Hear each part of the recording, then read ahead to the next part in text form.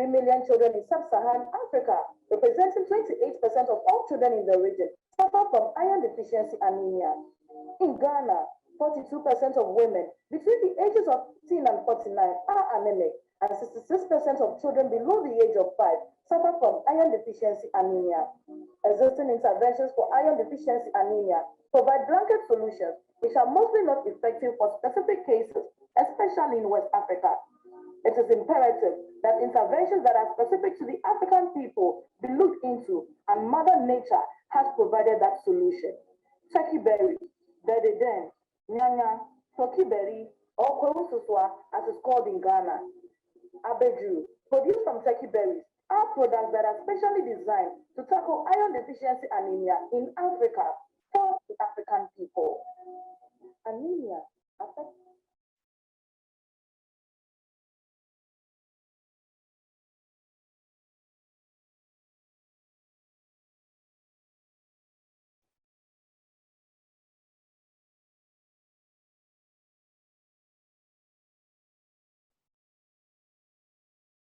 Yeah, so these are videos, short video projects we have done in the past. Some of our leaders have done and gone out to implement them. So I just thought that as a placeholder, we would, I'll just show some of them to you. There are a number of them that I have. As time goes on, I'll be sharing them with you, and you'll see that. But these, they've gone out, and I've seen this particular last one. I've seen what they wanted to do. They've actually gone out to implement it, and so they're going to produce candies and other candy bars and chocolate bars, or whatever you call them, in using turkey berry, and then getting turkey berry in powdered form or dehydrated form. And I've seen a few in the marketing across some of the markets for the region. So a lot of the things that we are discussing here, people have taken them and then they are running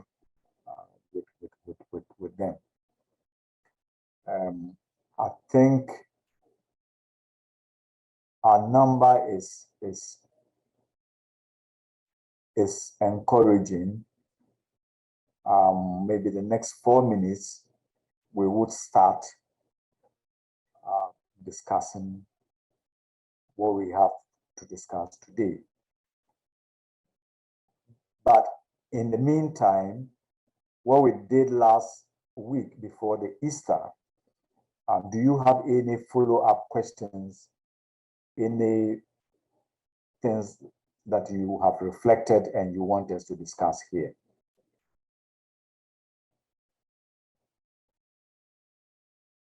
So that topic basically looked at the social enterprise model, that for every business, everything that you are going to do has to have a model which connects the rationale why that is in place.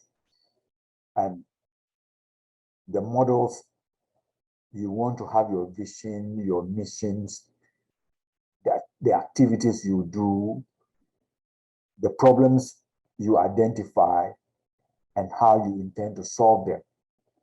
And we gave a lot of examples on that. And then you also want to know who the beneficiaries are, the target.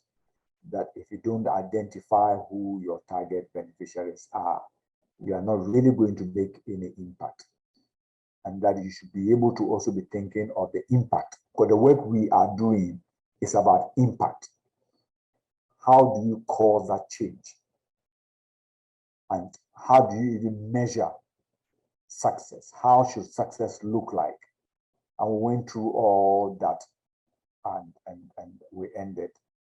So today we are now going to zoom on design thinking. But before then, if you have any questions, any comments to make on that, you can let me know, and then before we go on to do that.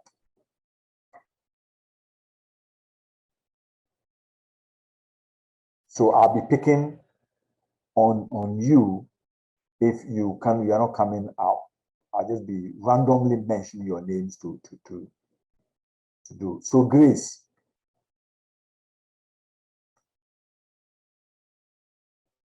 Grace Brymer.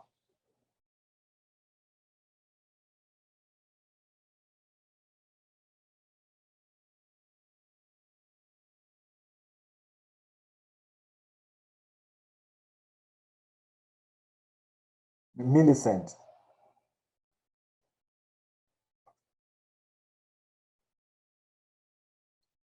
Millicent, do you have any comments, any contribution to make?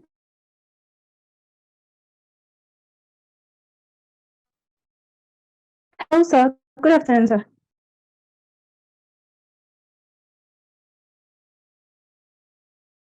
Hello. Yes, Millicent, yeah. The line dropped. Yes, I'm having a little bit of connection issues. But we can hear you. I can hear you clearly now. Okay, you can hear me, sir. All right, sir. Hello? Yes. Okay, I said from the last class, I don't have any comments. I'm okay with what you taught us, sir. Okay. Grace also says she doesn't have anything. David.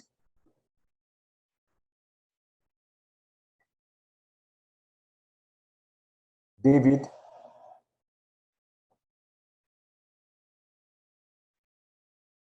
I'm not going to do the talking this time. I'm not going to do the talking alone. If you don't talk, I'll just keep quiet and look at you. David. Aminat.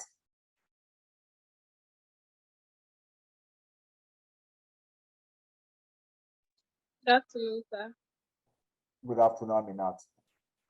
Actually, I don't have any comments. Oh, why? It's like it's becoming predictable. Adesola.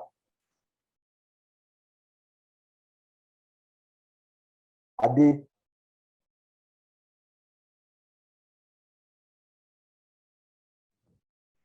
Good afternoon. Good afternoon. Yeah.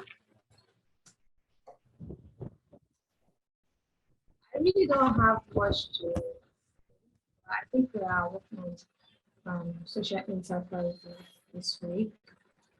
So, Okay, Prince Opoku.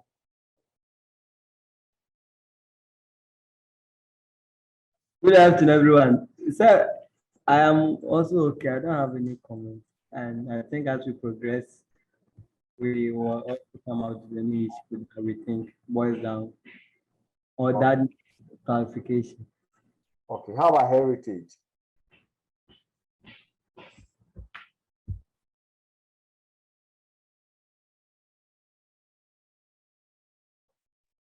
Good afternoon. Good afternoon. Yes, I also don't have any questions. Oh, that is become predictable. Okay. Okay. So let's look at what we have committed ourselves to do today, which is design thinking. Who has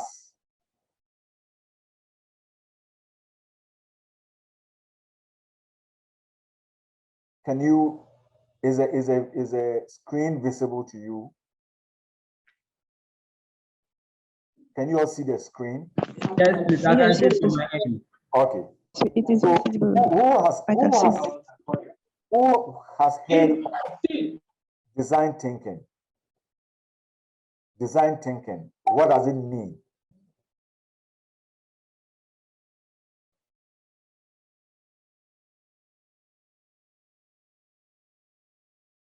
Prince, you just spoke. So what is design thinking?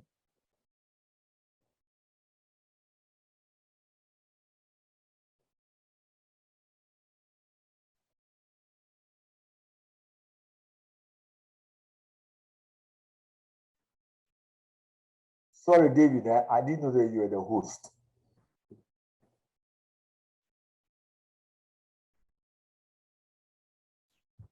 Design, yes. I think it is a collaborative process that deals with the user and the designer. So it's a collaborative process. Can you come down a bit? You are very high. So I think it's basically about how a designer creates something to suit or to make it friendly for the users to be able to use it. I think what I can say about it. But we want to look at design thinking within the context of leadership. So as a leader, but you collaborative process. That is right. That is right. For the user, that is right. But it's not like designing a product and giving it to the user. So you see that the whole process of, or the issue of design thinking is like an engineering concept that has come, we're using it within our thought leadership and how we resolve community problems. How many of you have gone into, like in your secondary school, or you've gone to the hotel or in public places where you go under the shower and then you realize that the shower is 4 feet, but your height is 6 feet? Have you ever seen those type of things? Or you are going and into entering a room, and then the door is about 5 feet. Yet there are people who are 6 feet entering that room. In fact, Prince, are you from the University of Ghana? Who is I went to UW. Who went to the University of Ghana here? And I just want to use an example that I saw last week in the University of Ghana.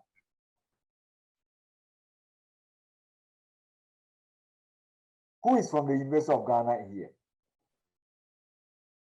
I think Grace Brahma has raised the hand that she went there. And I've also, on a couple of occasions, went to visited the political science department as well. Okay, so Grace Brahma, and then you who went to the political science department. Now, if you go to the University of Ghana, and specifically the ISA conference room, is a modern conference room. If you go to the ISA conference room, you would see clearly, or the conference center, you see clearly where design thinking has failed. The first design failure and design shock is when you are entering the main room from the main entrance, you realize that the door is shorter than the height of most people. So they have to bend. And then when you go into their toilet, and especially around the male side, you also realize that the heights of the toilet seats and then the urinal things are off the height of normal people. So whoever was fixing them did not take into consideration that there were other people whose height would be taller than the person doing that. So you see a clear design flaw there. And then we also have situations where, and until recently, laws have to be passed for people to, in public buildings, to add areas where people with physical disability can use. So you see a design flaw. Then you have the other situation where in our lecture halls, the traditional lecture hall has this lecture table and a desk that comes in one, I don't know its name, but it just is a one hand, and you put your notepad there and you are scribbling. Traditionally, all the lecture rooms up to today, they've all been made for the right-handed person. I don't know whether you see it, but in our lecture halls, you see that in a lot of the old traditional lecture rooms, you see those tables there, and it is just made for the right-handed person. There hasn't been one, and I haven't seen anyone that is made for the left-handed person, which is also a design flaw. We're just assuming that all persons on earth, all persons that we are going to get to use those things are all right-handed people. So there hasn't been that thought of, oh, let us do it and make X percentage. So the decks were made without, it wasn't data-driven. We also didn't factor in design. If it were data-driven, you know that in every 1,000 persons, one person or two people might be left-handed. So you factor that into it. And this is not what is going on. So design thinking is that process where you are looking at things from the perspective of the user. So you put yourself in the shoes of the user. Now, we have said here, we cited the example where the market was constructed in a certain part of Ghana, and then the people refused to use it. The market, in terms of design, it was properly done. Engineering work was well done. But the siting of the market was not done in the perspective of the people who are going to be the beneficiaries or the users. And that is why they refuse to move in it. And millions of dollars have been sunk in constructing that market. Up to today, it's there. It's a modern market. Now, oftentimes, as leaders, we are there to solve problems. We're there to solve problems. And when solving the problems, we have to incorporate design thinking methodology in solving the problem. The question is, how many of us have seen that a problem has been solved but hasn't really addressed the needs of the people? Can you share any experience where a problem, either in your school, in your workplace, or in your community, and you are like, no, this is not the way the problem should be looked at? Can somebody share any experience? Hello, sir. Yes. So in development class, we learned capacity building, why Yeah. they said that government can provide certain project or facility to people, but when the people lack the capacity to assess it, in that way, you are provided as a solution, but the people cannot use the solution to their advantage. For example, let's give a scenario whereby government has provided hospital for people, Yes. but if the people lack the resources to attend the hospital, at the end of the day, a solution is provided, but it is not to the advantage of the people. Maybe they have to go to hospital, they must pay for medical bills and other factors. So going to the hospital, providing the hospital in itself alone is not approach to solve health issues, But when the people have the capacity to access the hospital, that is when you are able to provide lasting solutions to the problem. So that is why government comes in to provide health insurance scheme, so that the hospital is there, people can go to the hospital, provide or get primary health care. So in event where the medical or health insurance scheme comes in, that is when the problem is solved. But providing the hospital in itself alone is not about providing solution to the people. So what in this case, what should have been done?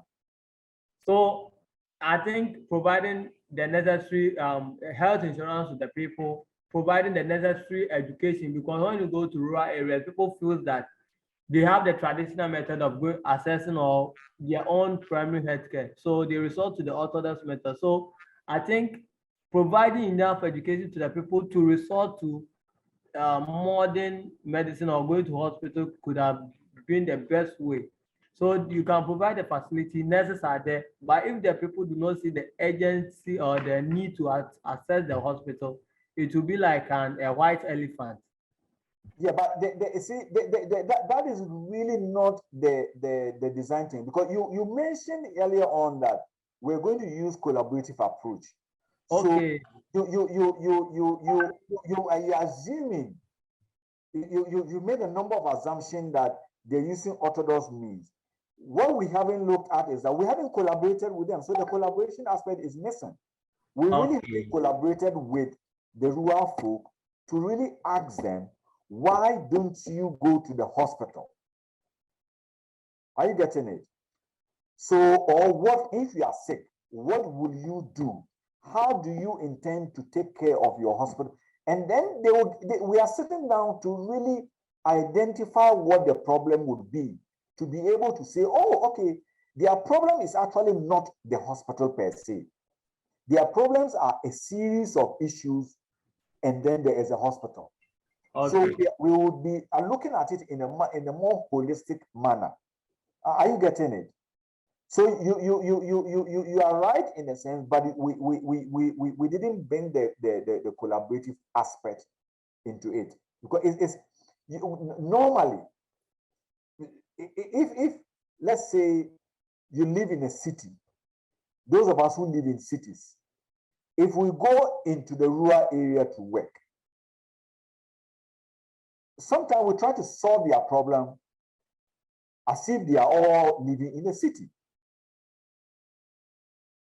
And therefore, we assume. So you brought in the issue of they looking at traditional medicine. So why can't we build those hospitals and incorporate within the hospital the conventional and the non-conventional medicine, so that when they come in, you know that, look, there is a conventional medicine and there is a non-conventional medicine. So this is how we're going to do. You realize that these days, those of you who have been going to using herbal medicine, most of the people, especially, and I've seen the cases of the bone setters, the traditional bone setters. You go to the traditional bone setter and then they will tell you that, you know what, go and take an X-ray. So you see that there's beginning to be a convergence of conventional and non-conventional medicine. So you need to look at it from a collaborative point of view. That is how the design thinking approach works. Solving the problem in the perspective of the user. And you cannot do it and assume that when you do it, the person would begin to use it. And a lot of the policies, a lot of the development projects that we have done, we've done them and then they failed. Not because we didn't do them well, but the design, there was a design flaw. The design flaw was that we did not design them using the perspective of the user. The user has to be in your mind. Otherwise, you design it and then it's flawed. So that is what we will be discussing, the various ways of doing this whole design thing. So for us, and it is part of this whole civic leadership, social enterprise. Don't ever think that what we see as problems are problems. For every difficulty that we have, there is an opportunity for us.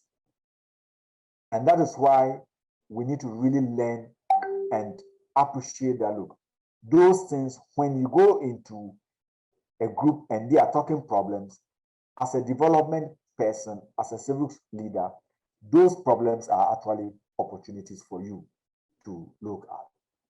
So ours is to understand what the whole design thinking is about in leadership. And then we should be able to apply the design thinking principles and procedures to solving problems. We don't just get up and solve problems. We use design thinking procedures and principles to solve problems.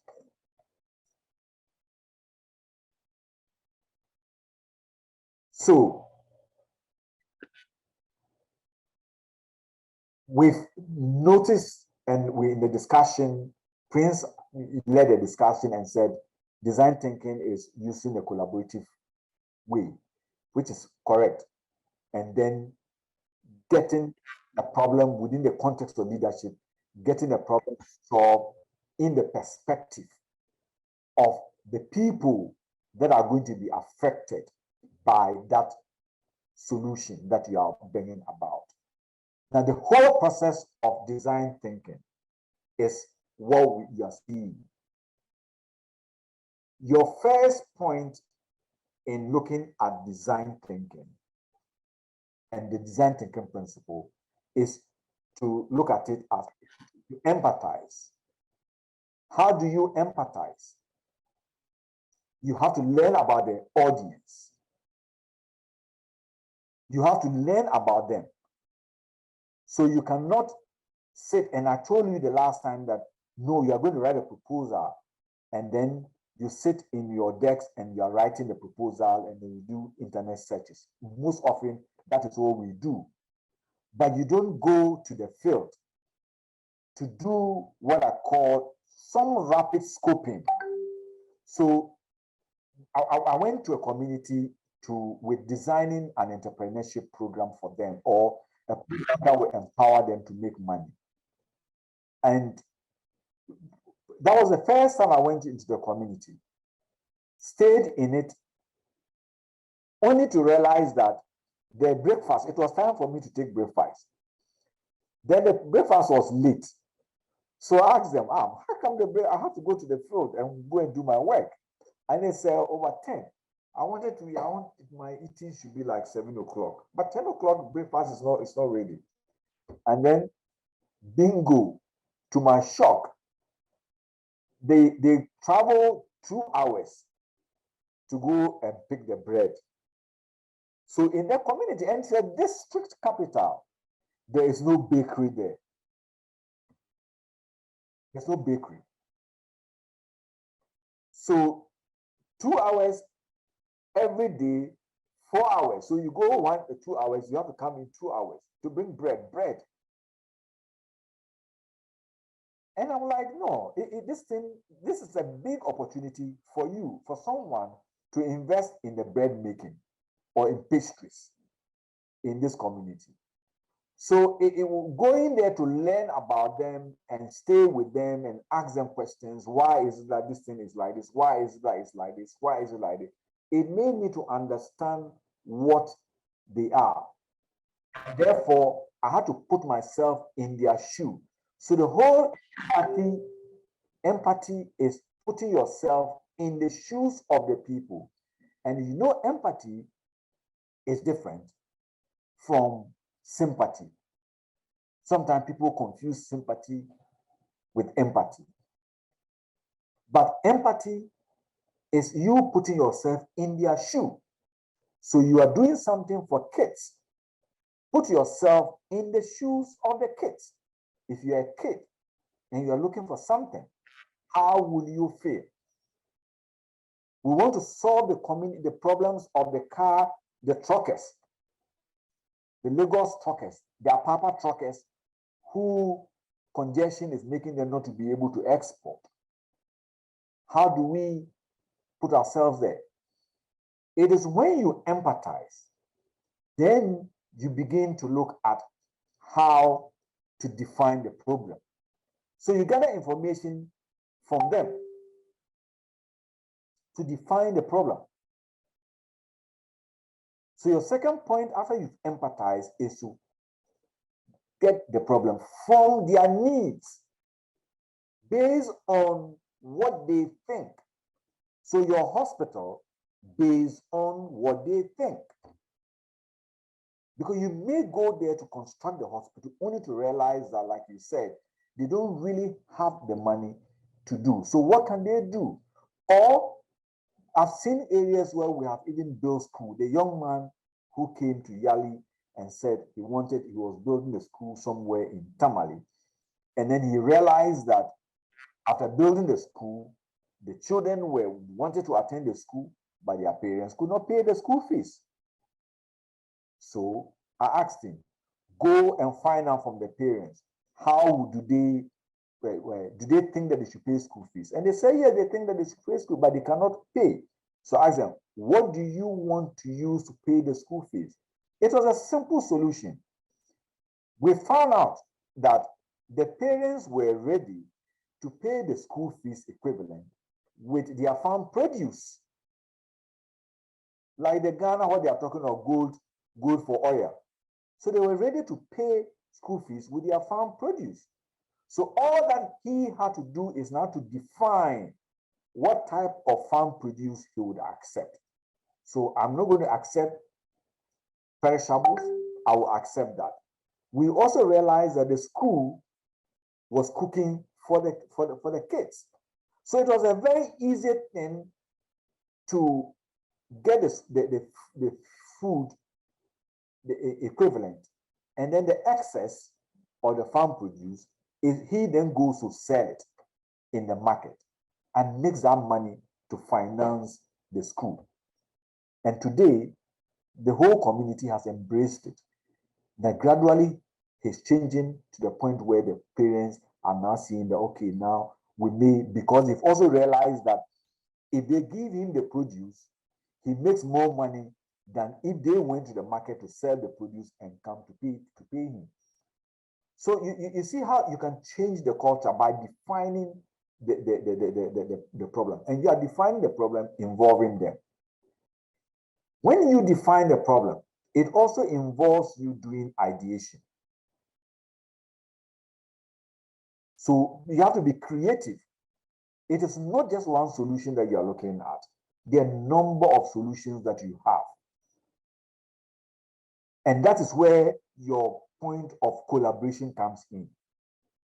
Because we are working with them, we are ideating, and then we have seen cases where we have defined the problem, we've done everything, and we are going to implement. And immediately we are saying, let us implement. But we don't even do a prototype within a small environment to see whether it is workable. And then you move on to test. In our language, we'll say we do a pilot. So these are the phases of your design thinking. And your final phase, which is the last stage, is rolling out, implementing that particular idea.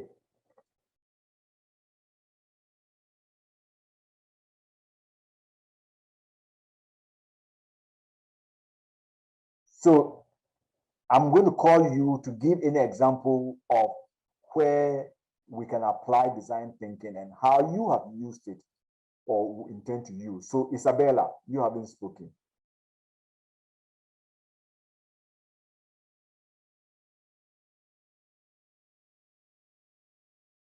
Isabella, are you with us? Sir, please, I'm here.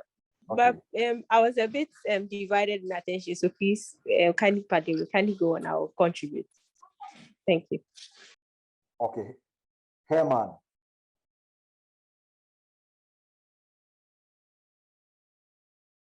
Herman.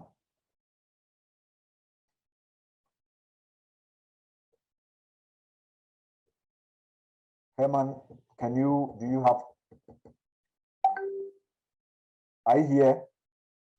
Is it me, sir? Zainab? No, not Zainab. Okay, Zainab, if you want to talk, you go ahead. Oh no, I'm listening. I'll contribute later. Okay, so Herman.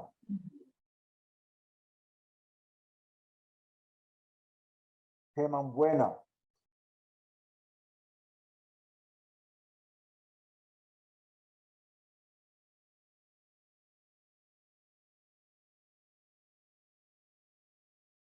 Mariama.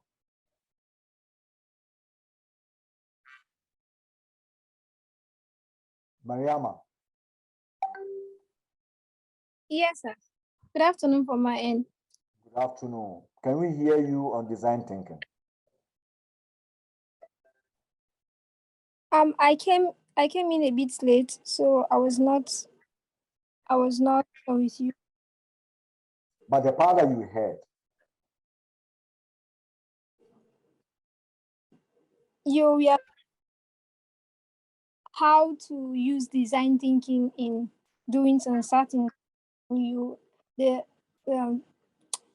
empathy. You are talking about empathy, the differences between empathy and sympathy. That is where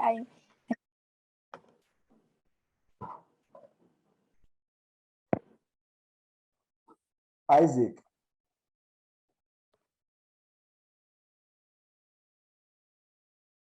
Isaac, my friends called CC. If you don't listen, they don't discreet. The CCs are they contribute in class. So Isaac.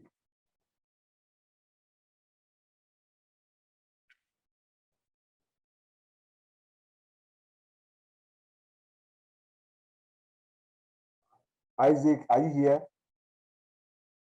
Should I take it that you just log on and you are not here? Yes, I'm here. I'm here, Isaac. How are you, everybody? Okay,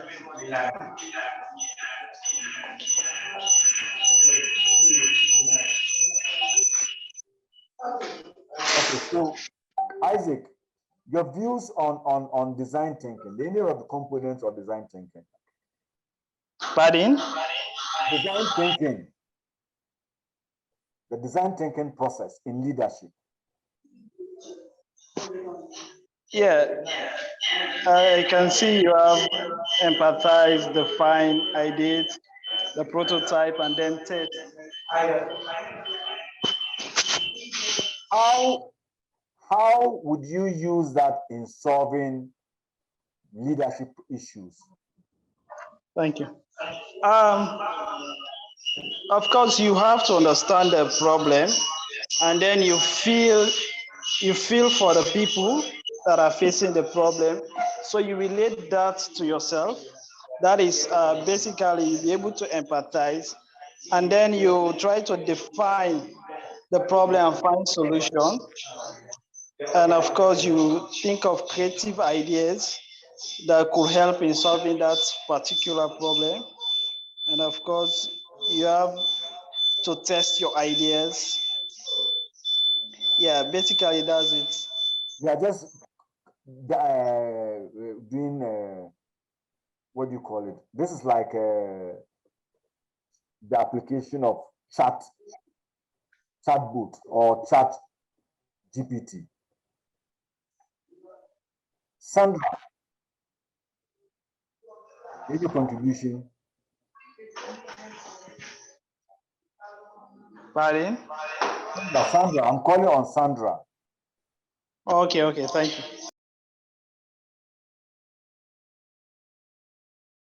Did she drop? She did.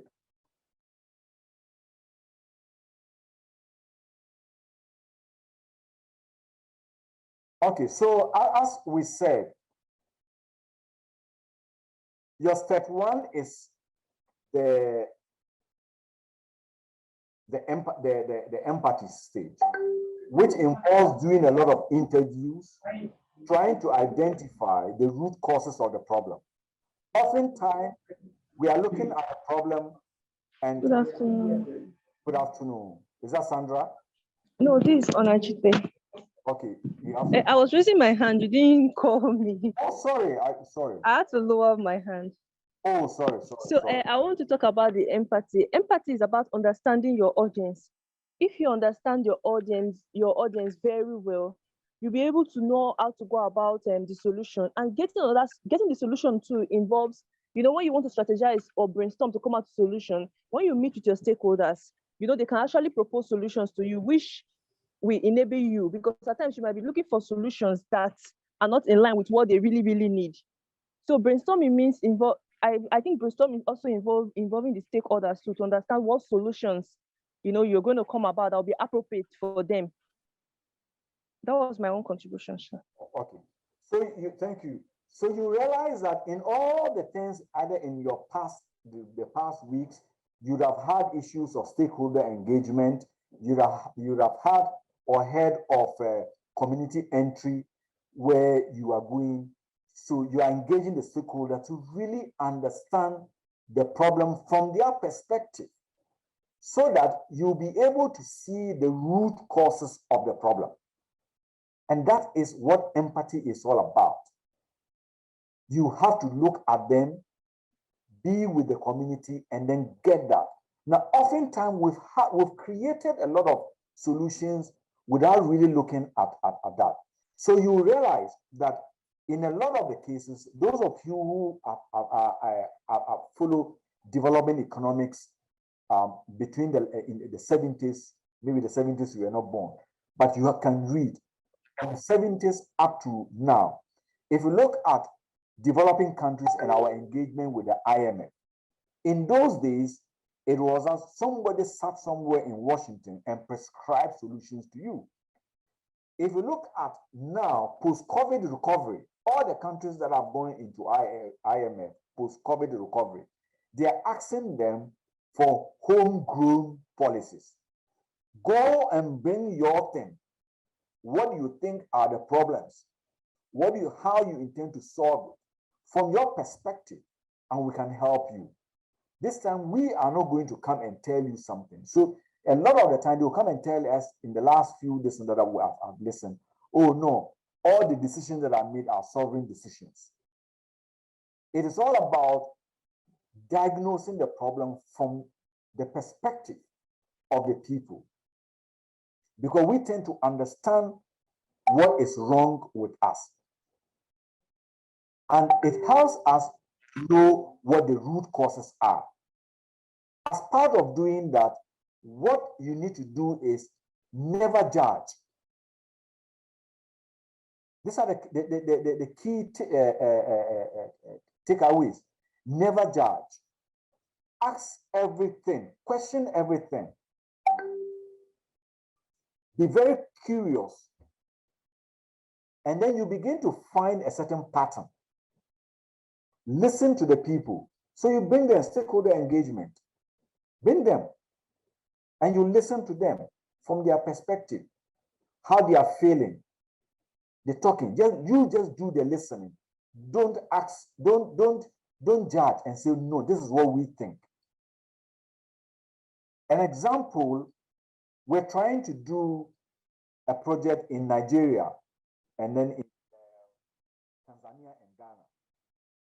And it had to do with a particular seed.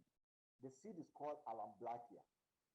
So we wanted to replace, it is a very good replacement for red oil, for palm, for margarine. Alamblachia is a good substitute or replacement for margarine. Right? It takes out all the ills of the current margarine, the way we take it.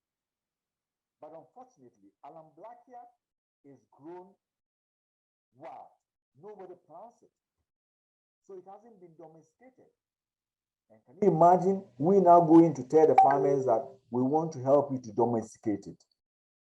Now, we had to go to the communities and we realized that one or two farmers had one or two trees of Alamblachia on their farms. So we had to listen to them. We have been trying to domesticate the seed, to plant the seed. Unfortunately, the seed has a very long, if you have any agriculture person here or a seed specialist, the seeds have dormancy. This particular seed has a very long dormancy. So what it means is that when you plant it, it's like a palm kernel. When you plant it, it takes a longer time to germinate. So can you go and tell a farmer, plant this seed that will take like 6 months to germinate? He won't do it. So we're looking at all the things. So the scientists went there and were listening to these farmers and doing those things. It was one farmer we realized had picked the seeds, put them in a black polythene bag, put it in his roofing sheet or wherever it is.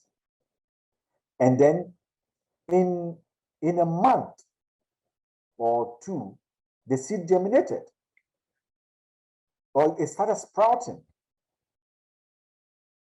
We got a solution from the people who are going to benefit. What scientifically, what he had done is that he had preheated. That process is preheating. Science can reduce the process of the 1 month to some days in the laboratory. So when the scientists then picked the man's idea, they could easily develop the seeds and then they started doing the planting. So let the solution come from the people. It can come from them through the empathy process, putting yourself in their shoe. When you have done all these things, you then define the problem. Now you analyze the data that you have, the observations that you made, the learnings, the themes that are coming out in that discussion will tell you what the actual problems are. So you are beginning to identify the, oh, okay, this is a problem. We have done the interview, we have listened to them, a particular pattern is beginning to emerge. So my project of trying to empower 15,000 young people in a certain community over a certain number of years, I had to go to the community to ask them, what do you want? I didn't have to sit in my office, even though I had my own ideas. I didn't sit there to assume that these ideas will be acceptable by these young people. I had to go there, meet with them, go out with them, and then you begin to understand what they want to do. In that way, you then begin to analyze and see the problem and the knowledge gap. And then I can prescribe and say, go and do that. So your definition should begin to look at what are the immediate drivers? What are the underlying causes? What are the root causes? So you may to solve a problem, and what you are solving is just looking at the underlying the immediate drivers, and that is just scratching the surface. But they may be the root causes. You can get to this by going through what we call the problem tree analysis. In some texts, in some subject areas, they may call it the decision tree. Those of you who are accounting students or accountants, you would have used decision tree to take decisions, or in managerial economics, they'll use a decision tree to take, but it is a problem analysis. Or elsewhere in my consulting, we had used it and we called it the issue tree. So the issue tree would help you put things in the causes of it, the problems, and the effect. It has three main components.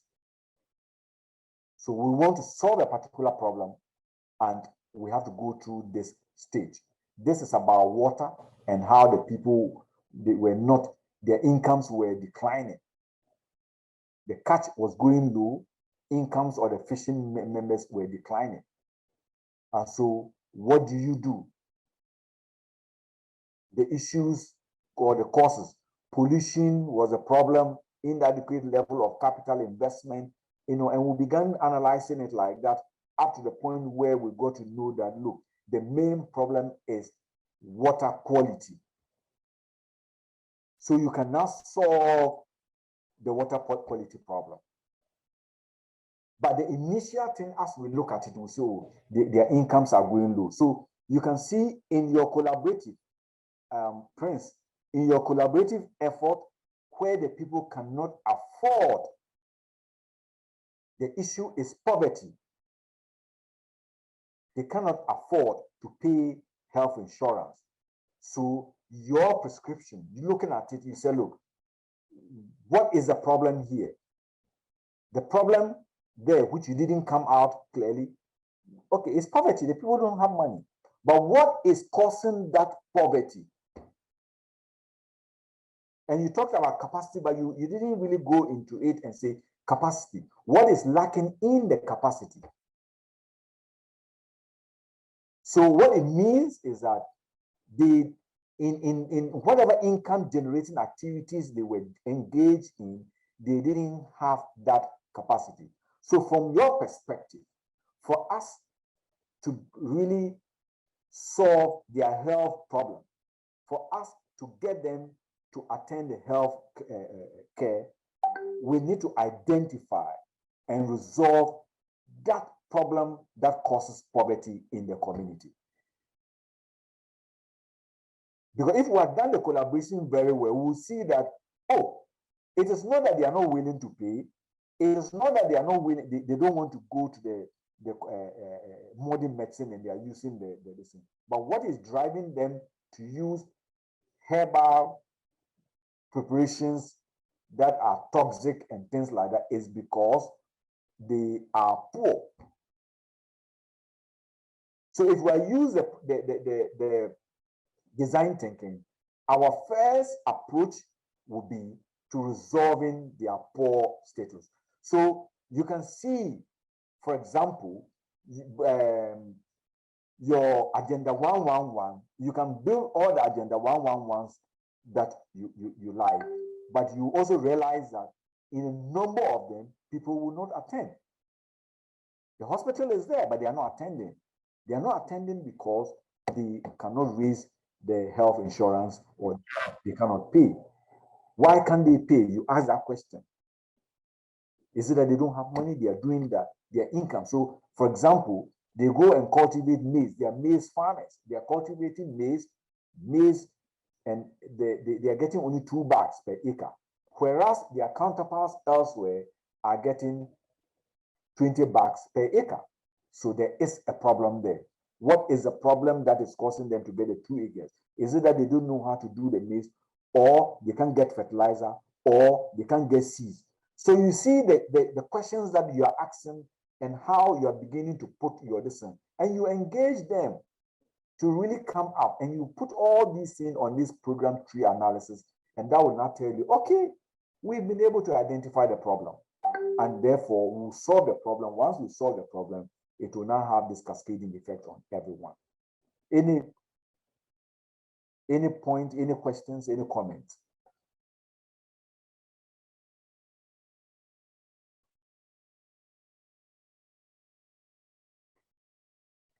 Any questions?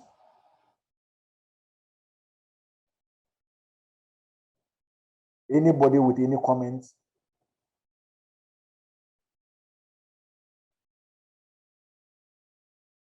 Prince, are you back? Your electricity.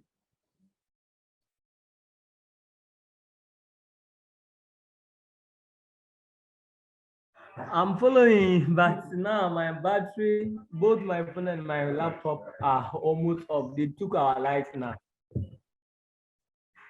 Oh, so you see, when the design thinking, we are in a community, and if we apply this to the whole point of using design thinking, you are going to the community to work, and then you realize that everything is gone off because we did not put ourselves in their shoe, that they live in an area where power supply is erratic.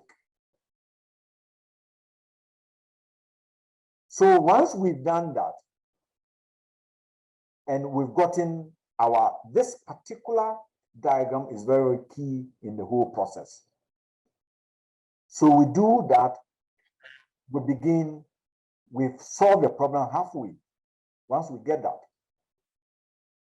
then we move on to begin to do the brainstorming session, ideation. So you come to the office, or you come and you a lot of people, you put things on the wall, your what do you call it? The flip chart. And you allow people to write, your team members. So you are evaluating the ideas you generated. You are evaluating all the problems, the things that you think are problems. You are beginning to solve and ask further questions. Is it really what we have? Is that what it is? Can't it be like this? Can't it be like this? Like in a community where they said, this is a Prince's community, Prince Opoku's community, where he's building a hospital. So the last time we went there, we realized that they are farm, that particular community, they were not making money because their farm, the farm is not generating income for them. Then we realized that, oh, they are not generating the income because the young men, they sleep, or they are not generating income. So we decided to go there and flog fertilizer, give them fertilizer, give them money, and give them seeds that they should plant. The next season, when we went in there to see how much they got, oh, it was the same story. But we've dumped in fertilizer and given them fertilizer. That was the way, the way we prescribed that they were able to evaluate and say, oh, this is their problem. Then we went and held a community deba, and then we had stakeholder engagement with them. And a woman in the community, oh, the men in this community, the young men in this community, they sleep too much. We say, well, why did they sleep? Well, they say they sleep, they wake up around 9 to go to the farm. And by 11, 12, when the sun is up, they are tired, they can't do any work. So we said, what is the problem? Why do they sleep like that? Then a young man from the other end comes up to say, oh, you know why we sleep like that?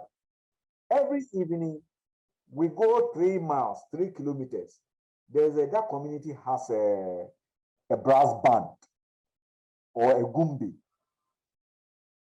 And so we go there and we dance. So can you imagine when we close in the evening, we go do the dancing, the gumbi, they play the music, we dance, and we finish there around 12. So we walk 3 kilometers. By the time we get home, it's around 2, 3 a.m. And we barely sleep. That's why we sleep like that. So you see what so what is the problem there? Was the problem the issue that they were not getting fertilizer? No. Is the problem that the young men are lazy? No. The problem is that there is no source of entertainment. So it's a small investment. So all that we should have done for Prince's community, Prince Opoku's community, for them to be able to pay the hospital bill, is to buy them a brass band. So that in the evening, there's a town square, they can also go there and listen to music and play their brass band. Then by 9 o'clock, they can sleep. That energy that they used to walk to and fro is conserved. And everything is in the village. When we did that, the next farming season, people who were getting 2 bags started getting 10 bags. So that is how you do your design thing. Go in, you do your empathy, you define the problem, you do the ideation. And then you realize that it is a small thing that is wrong. It is not that big mega project that you have to do to implement, solve their problem. It's a small thing. And you do that in a collaborative manner. And then you evaluate your ideas and generate a number of ideas. And this is how we saw the problem in his community.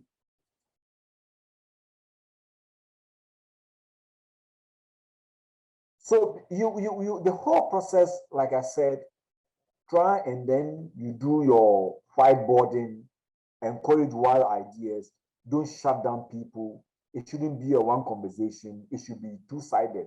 Let everybody talk. There is no idea that is stupid. It may come to a point where we will gather all the ideas that are common and then we can vote.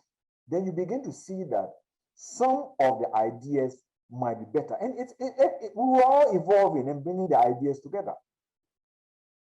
And this has been a lot of the time in our communities where we have our governance, our senators are sitting and making laws without really coming to consult us.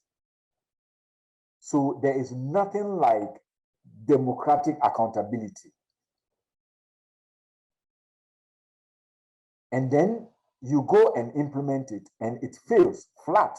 It is the reason a lot of the things we are doing are failing, because we don't do it with the user in mind. We do them and they are sitting there. We many years ago, there was a footbridge. I don't know whether it's no more there. But there was a footbridge on the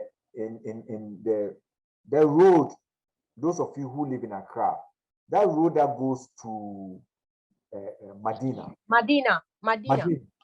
Yeah, there was one at the Medina itself. N1. Correct. And then there was and the N1. There was also one right in front of the University of Ghana, where the people are learning, they are enlightened, they know everything. We can forgive the one that was in Medina Town. We can forgive them. We can forgive them. But this one was built right in front of the place where they teach all the things. Nobody used it. The people prefer to walk. And we had a number of them dotted across Accra, La Paz, all those places. The people would never use them.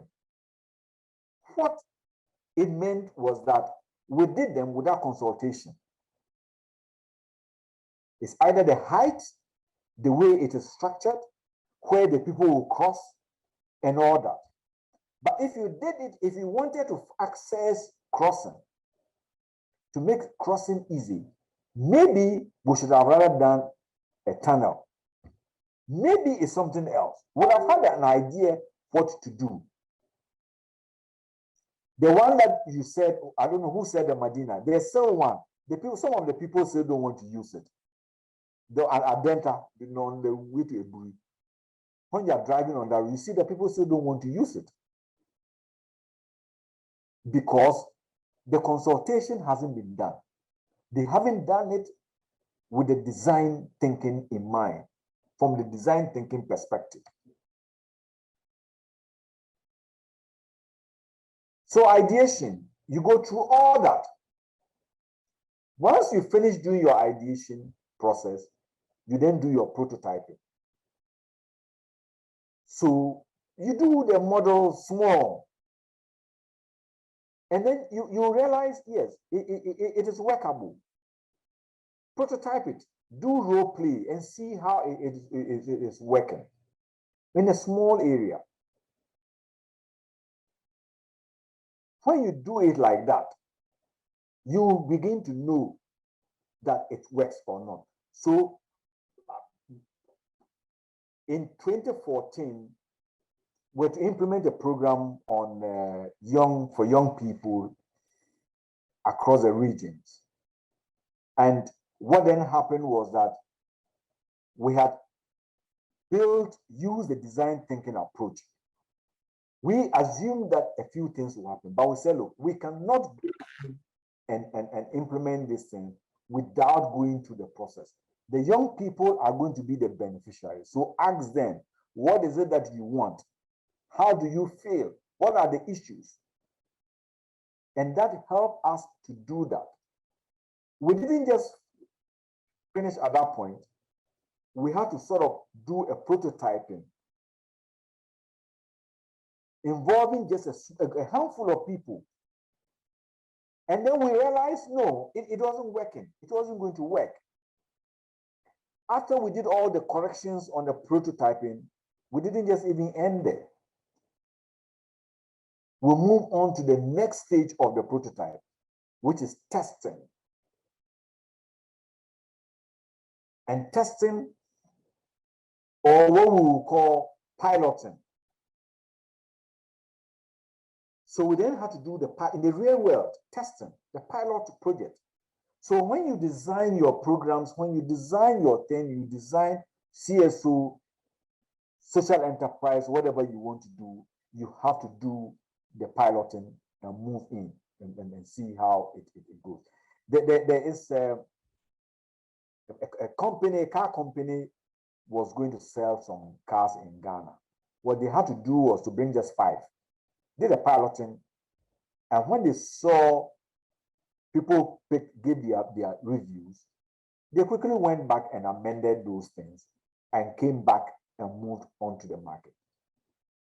From project implementation perspective, from CSO perspective, from social enterprise perspective, what you do is to have a pilot within the program.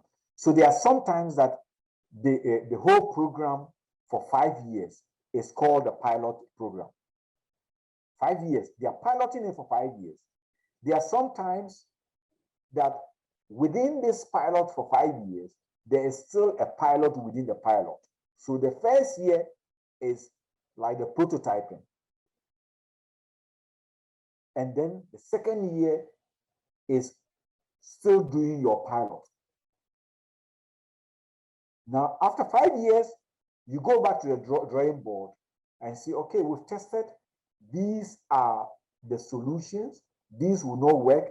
This will work. We can do a change here. We can do this to increase adoption. We can do that. We can do that. Then you roll out the program itself. But sometimes we also think that 5 years is too much to do a pilot. So let's rush and do one pilot because time is money.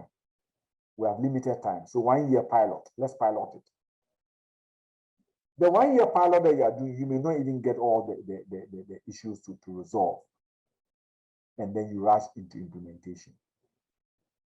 And then the implementation collapses or it fails. Any questions up to this stage? Any contribution? Yeah, Isabella, please, I want to come in. Okay. Okay. So I am in Sege. Sege is in the Downwest District of Ghana. Okay. And I think we have this issue with Electrochem, the Magdan company. Okay.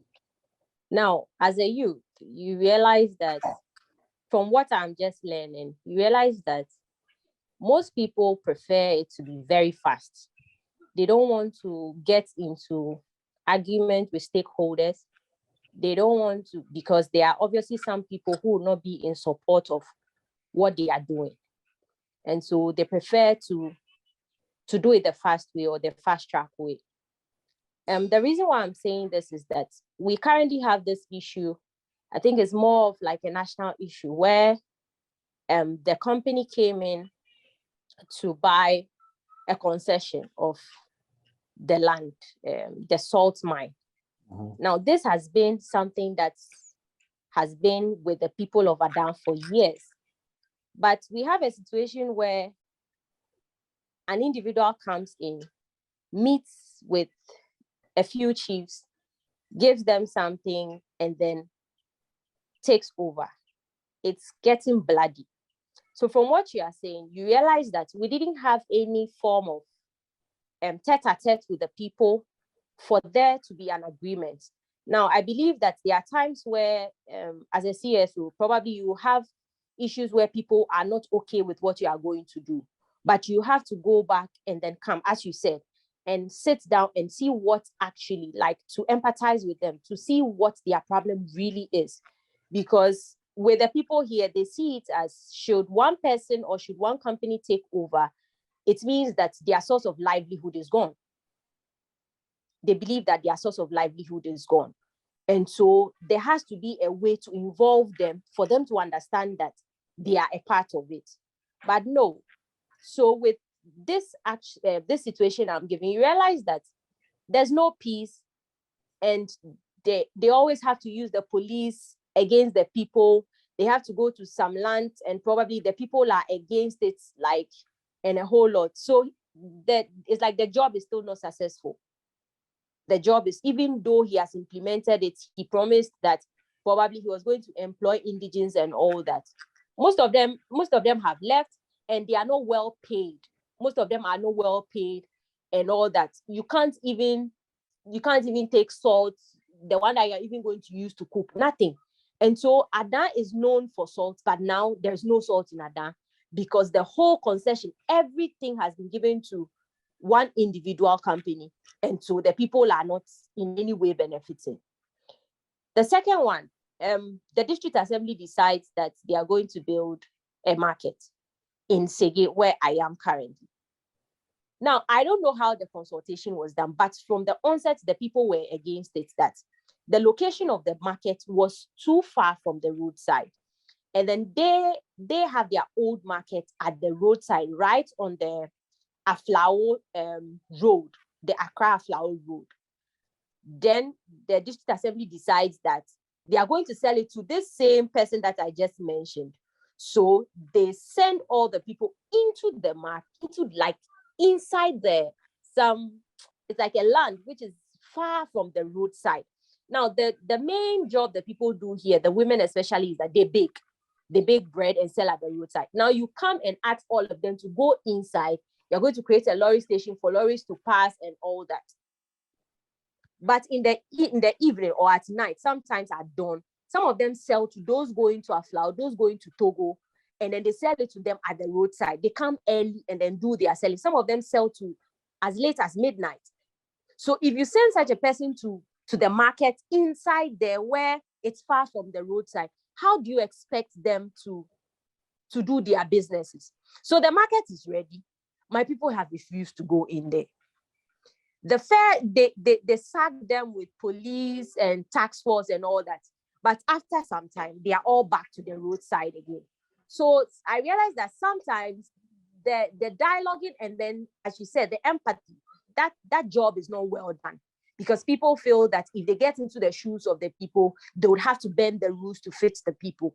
But sometimes if you don't go there, or if you don't look at how you're going to do it for it to be for all of you to be on the same level, it won't work. So the market is there, is a white elephant. Nobody is willing to buy and sell. They sold the shares to people, and still nobody is willing to buy and sell in that market. Even the days of marketing, they told the people that they will not have a market day. Every day is a market day. Whilst we have another major market on the Ada Junction Road, which is a major market, and the market days are Fridays and Tuesdays. So if you tell these people their market days are only every day of the week, then it means that there's no serious business being done. And so you realize that it's not even working. Thank you. Thank you. That's Isabella, eh? Yes, Isabella. From Madam. Yes. What your narrative is right. There hasn't been proper consultation. It hasn't been done using the design thinking framework. Because if you use the Adan salt, for example, the Songo has been Songo salt. Yeah, Songo salt has been a big issue. I mean, when I was in secondary school, in those days, JJ's time, Rollins' time. Yes, yeah. It was a big deal, and the whole commission of inquiry, and there's a whole big report and all that. What it means is that design failure. Nobody has really gone back to look at those issues that came up, because a number of people were killed even in those days. And yes, a pregnant woman. Yeah, correct. We're still going to have this thing that is happening. They haven't really done the engagement properly. You can engage the people, and then you'll be able to solve these things. The siting of a market as we started talking, my first thing was that this market is not going to be used. And very soon they'll start vandalizing. It is a white elephant, Mama. It's a white elephant. They'll even start vandalizing it. They'll remove the roof. Yes, I bought a shed there. I'm unable to go and do anything because they are just not patronizing the place. You go on the market day and the place is empty. Correct. So you have all these things that happen because you haven't used the design framework. And that has been a lot of reason why projects, things have failed. Let me give you an example. So I got this consulting assignment in somewhere in an oil to engage. So an Italian oil company is drilling and getting some oil. Now, what it meant was that a whole community, it is an offshore, so they are drilling the oil in the sea within a certain radius. The people who live in the community are fishermen.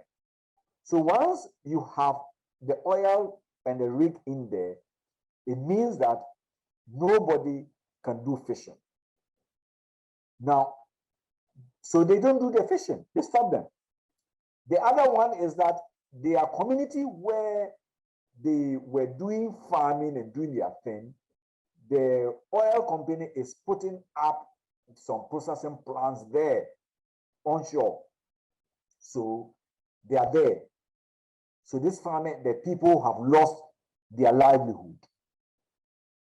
Then, a whole lot of things. So this assignment, they then approached and said, do you know what? This is our problem. So the farmers have been, the fishermen have still been going to the rigs, and one of these is cause an accident. So we want a way to stop them. We've been harassing them, but it is not a sustainable solution. Where they are doing the processing plant, they still are getting closer and it's dangerous. So what can you do to get these people to stop doing that? So the process was just designing a livelihood restoration project for them. And within this livelihood restoration project, just as we're designing and getting them, then there were issues of chieftaincy. So I went into the community, did a co-creation. So one other aspect of your what you call your empathy and all those things, you can use the co-creation approach. So that you could have used co-creation, involving everyone. We sit down. What is it that you want? How do you want the market? Where do you want the market? What do you want it? Listen, we want to give this Songo Lagoon as on a lease or give it a concession. How do we deal with you? Your livelihood is lost. How do we deal with it? So this community, I was there and doing things. Now, one of my visits, when I went and brought all the people as part of the co-creation, brought all the people, the chiefs and everybody into a big hotel, and we're sitting in air conditioning and talking. They waited until I finished my presentation on what the things will look like. Then they gave me, the chief spoke and said he had given me 5 minutes to vanish from the meeting. However, I vanished from the meeting, it is not his problem. What he had just told me, including all the oil, the company, the Italians, and then the Ghanaians, and all those other people, he said, look, we are rejecting whatever you are doing for us, we are rejecting it. So pack your things and go. So quickly, I just said, no argument. I'm there to listen to them and take their feedback and see what I can do. So I came out, and then the investors were worried that we've sunk in so much money and we're doing all these things. And then the people are still doing the fish by the distance. No, apparently, where the rigs are, because it's not like protected. People don't go there and disturb this. So the fishes all around to that place. So they have a lot of fishes there than any other part of the ocean. So I came back with my team and I said, let's go. We'll go find something. Just give me, today I'm stressed. So I need to go and take a, I'll just go and sleep. And then tomorrow morning would think about it, you know. So we all left, went, slept. Tomorrow morning, I said, okay, just give us another week, we'll come back. Now, this was then the next approach. The next approach of the co-creation process, of the statement process, was not to go and call all of them to one point. It was now putting them in groups and interests. So the traditional leaders had their group. So you put them in their traditional leaders group. The government officials had their group. You put them in their government official group. The people affected, the beneficiary had their group. So you put in there, and then I went back and moving from each group to each group in their locations, wherever they are, not to bring them to one location, wherever they are, talk to them, get them, you know. After the meeting in all the groups, they all gave their ideas, and it was a go. I remember going to the Paramount Chief's his palace, and then his people were then I did the presentation. The Paramount Chief who told the people that vanished from here was not the person who gave me more ideas on how to design, how to do it, and it becomes a win-win project. You know, and today the project is being implemented, and we spend so much money in the community, giving people things, and you know, so it depends on how you do, and most often we don't really want to spend that time, like you said. You think that you have to do it fast. Speed will spoil it. Taking time to engage, to co-create the solution is more sustainable, because we all come out as winners. We would have all said, oh yeah, I contributed, and oh, they listened to me. Oh yes, the last time they wanted to do it like this. And all of us will feel very important, you know. But it's a skill. Co-creation is a skill. It's not everybody who has gone through these things to know that, look, we're using the design thinking co-creation, we can resolve problems and implement these things within the communities. Unfortunately, Isabella, your thing is a time bomb waiting to explode. But yes, a lot of bloodshed. It is likely, yes, it is a time. It's happening. It's not like it is happening. Okay. A lot of bloodshed, yeah. Wow.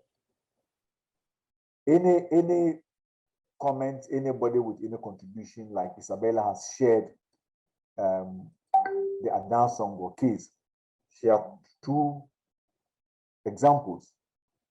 The market which is not being used because no consultation was done. The salt mine, which is causing a lot of needless deaths. Zainab, now you've listened for some time, so you can contribute.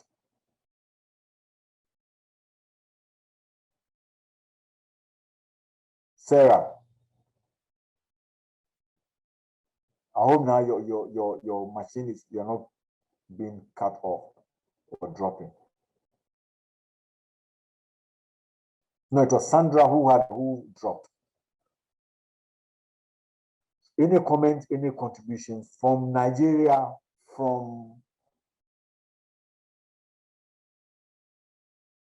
the Gambia?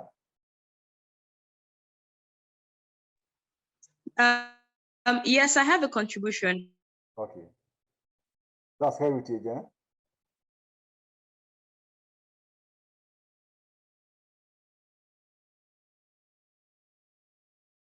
Heritage, your mic, we can't hear you. Can you hear? Yeah, I can hear you. I don't know whether others I can hear you. Okay, the network is terrible. I think I'll just type it in the chat box. We can hear. I can hear you.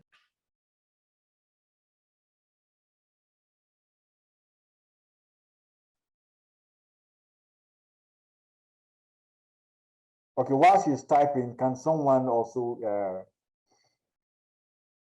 Aminat?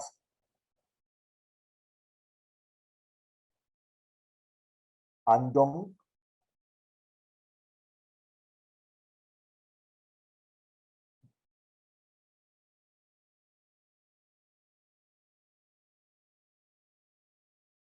Andong Bernadette?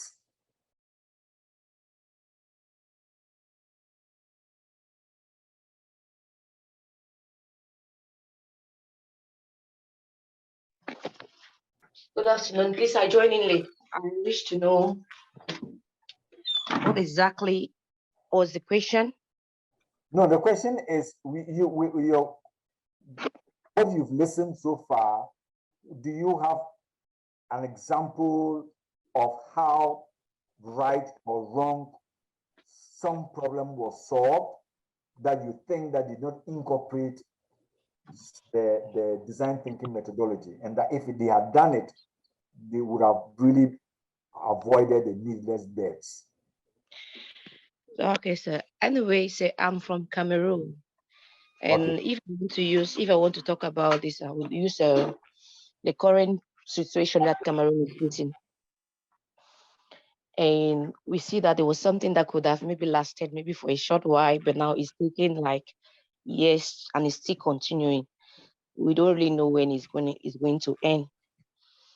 You see, my country is facing you all know it's facing crisis, and it has been for over 7 years today, 7 years, and it's still ongoing. And many people are now involved, bloodshed, innocent people are dying, and everywhere is insecure because of this particular issue. No, So, but is it a design flaw? No, not really. I'm talking about the current crisis that Cameroon is facing. No, we're not looking at just a crisis, but it's a crisis, and then the solution that we have used. We try to see, and then we see that it's a flaw in the solution. Okay, there's actually, for me, in my analysis over these years, I think that there's a flaw, because initially it was that people were talking about maybe they should listen to the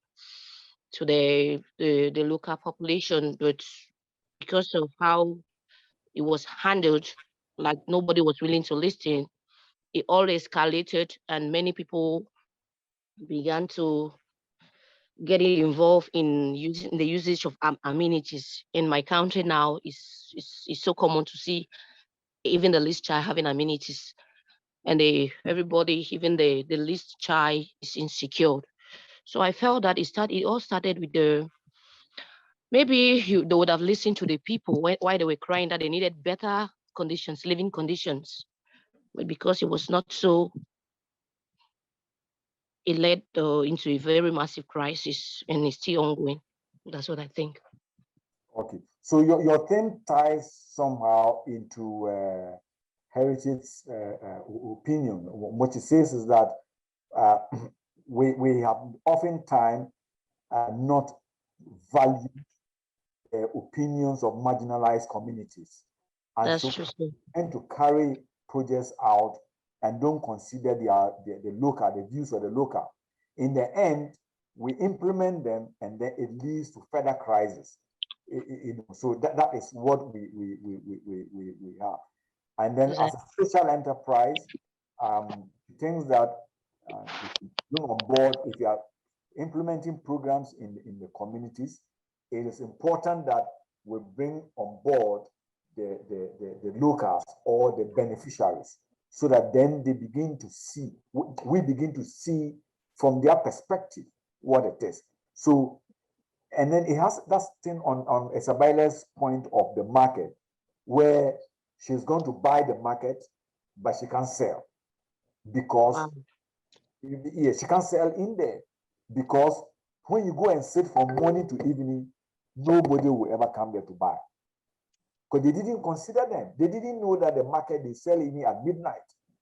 And I'm sure where this market is located is somewhere very, if you know Ada very well. It's a bushy area, Papa. It's a bushy area, sir. Some area that nobody goes in there, the middle of nowhere. Wow. Yeah. So and they didn't work. They didn't even work on the place. the place is not well kept. It's still bushy. It's like they've not finished their locations. They've not finished planning the place. Lorry stations, nothing. The whole place is a mess. When it rains, the place is waterlogged. And you expect the people to go in there and sell at all costs. Wow. Yeah. So there has been a lot of the projects that we've done projects. People have done projects. Sometimes I go into communities, and there are sometimes that I regret having worked in some of those projects. I also think that is really hindering this humanitarian activities on ground, because you see those areas where there is those bushy areas. People are very afraid to go there for any project. It's very difficult to initiate a project now in Cameroon, especially in those interior places, and you accomplish them. No matter how it is, you are scared of your life. Because no matter how it is, how it's going to benefit the population, you are scared of your life. So it's like you don't know, you are not sure. There's really uncertainty everywhere. Yeah, because we don't consider as Heritage said, we don't consider the views of the marginalized.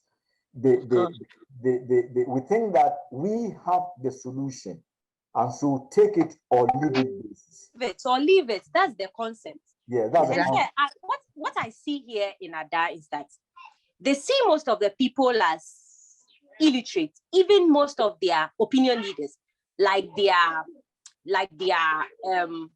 let's say like their chiefs, the chiefs and the people who are the custodians of the land, they see them as illiterate. So what they normally do is that those coming with the CSOs try to attach themselves with the political figures, and then they'll just go and sort of buy the opinion leaders. Those are the chiefs, leaving the people out. So they feel that if they sorted the chiefs out, that's fine. No one else will talk. Exactly. Yes. Because over here, where you come here, what the town people say is that because Nene Ada, they bought him a V8. And we know our Nene, he wasn't using a V8. But after this whole thing came, now he's using a V8. So obviously that is what they say, because we've known you don't have one. And now you're using it. So it is after this whole thing came, and then the person has to come and sponsor our festival and all that. So you realize that he just decided not to do any design thinking, nothing. Like he'll just do probably paperwork, but not actually go through the process, because he feels that if he goes through the processes, it will take so much time. Yeah, so we see the design flaw. The design flaw is playing out, where you engage only a section and think that they are the ones who, and these are the opinion leaders. And I think last week, one of the slides I tried to show, maybe not here, but when you go into your stakeholder mapping, you are doing stakeholder mapping, you really have to identify all these different blocks of stakeholders, and you begin to know how to treat each one of them.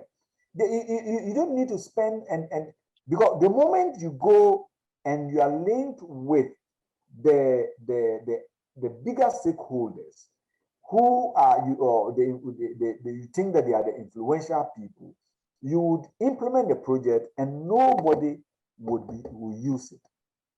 Nobody will use it because they will think that they've been slighted, their opinions were not sought.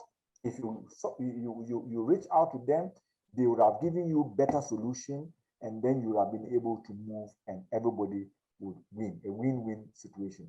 So as CSO leaders, as leaders, what we have to do is we begin to use design thinking methodology to implement our programs, design thinking methodology to look at our social enterprises. Otherwise, we will go in there and use the old playbook. The old playbook is that go meet with Nene Ada and then your problem is solved. But we have met with Nene Ada, we've sorted it out, we've built the market, and nobody is going there. So on paper, we would have written How many markets were built? One. We'll take it.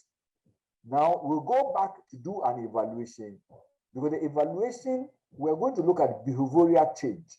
How many people are using the market? And it is 0. So we have spent money, but we haven't changed the behavior of people. Are you getting it? And how you get your design thinking to do all these projects and your social enterprise and put them in perspective. So what were you going to sell in your shop? Salt? No, I had not decided per se, but I wanted to see how the market will go. Then I'll decide on what to do, because they were when they started sacking the people, they were insisting that people should buy the shirts, and the people were refusing. So then my husband suggested that let's just buy it. When we see how the market is growing, then we can decide on what to get and sell over there. Okay. Selling salt here now is, you can get it too. Now you can get it. We used to buy a whole sack of salt for like 5 cedis, 10 cedis. Now we are around 900 Ghana cedis. Why? The salt is because not... we don't have it, because of the whole Magdan issue. He's taking all the consignment. So it's like the people can't do their personal one that they do. He's taking all the people's lands. Yeah. Okay. Thank you. Any other contribution from any of our friends?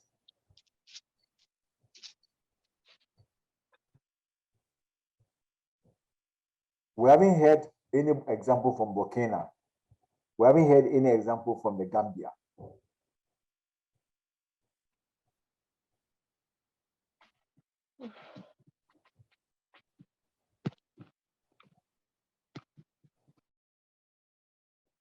Yes, any contribution? Just bring out the ideas. We are doing ideation and seeing how we can solve our problems. Good evening. Good evening.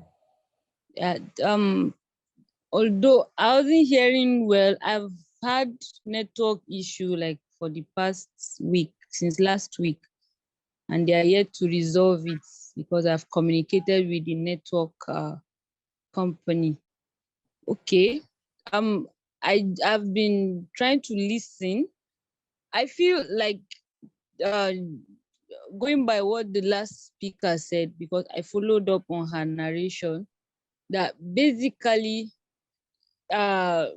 in planning any intervention or so, that the people were not actually carried out.